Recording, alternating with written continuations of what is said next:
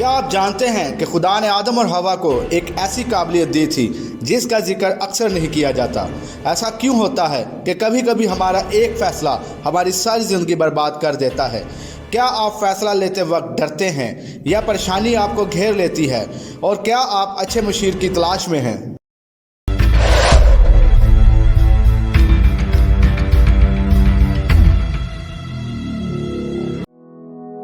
इन बातों को जानने के लिए और बेहतर फैसला लेने के लिए हमें 5 बातों पर अमल करना ज़रूरी है। पहली बात, जो इंसाल 19वां बाब और उसकी दूसरी आयत में लिखी है, ये भी अच्छा नहीं कि रूह इल्म से खाली रहे।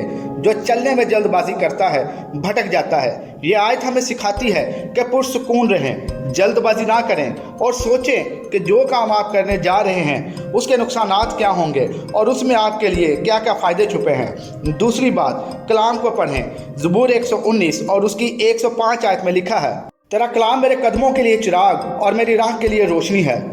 जब आप कोई फैसला लेने जा रहे हों तो बाइबल को पढ़ें और यह जानने की कोशिश करें कि खुदा आपकी क्या रहनुमाई करता है। तीसरी ज़रूरी बात, मशवरा करें। इमसाल 15वां बाब और उसकी 22वीं आयत में लिखा है, सलाह के बगैर इरादे पूरे नहीं होते, पर सलाहकारों की कसरत से क्या पाते हैं। अपने माँ बाप से, खुदा के खादम से सलाह लें, क्योंकि ये बाइबल के मुताबिक है और खुदा का कलाम आपको हदायत करता है।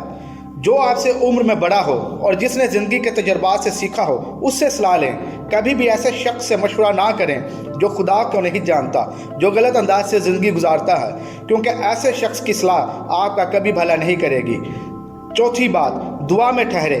पहला थस्सलुनीकियों 5वें बाब की 17वीं आयत में लिखा है, बिला नागा दुआ करो।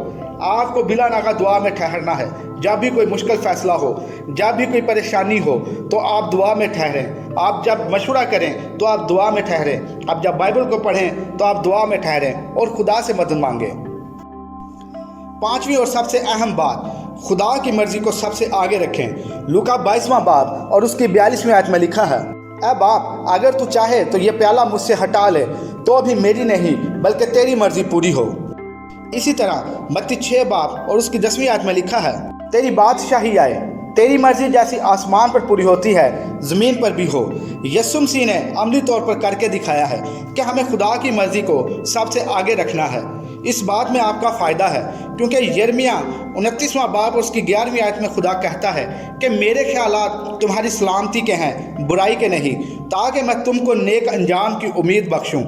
आदम और हवा को खुदा ने फैसला करने की सलाहियत बख्शी थी, मगर उन्होंने गलत फैसला लिया और खुदा के जलाल से महरूम हो गए।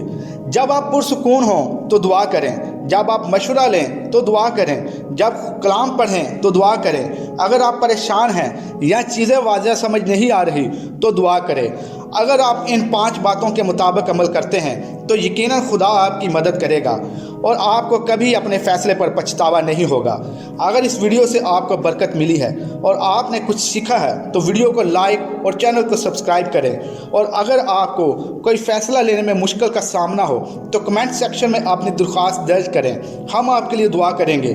खुदावंद यीशु मसीह में खुश रहें। अगली वीडियो में हम आपको बताएंगे कि यीशु मसीह को इब्ने दाऊद क्यों कहा जाता है, जबकि उसके बाप का नाम तो यूसुफ था। जानने के लिए बने रहिए।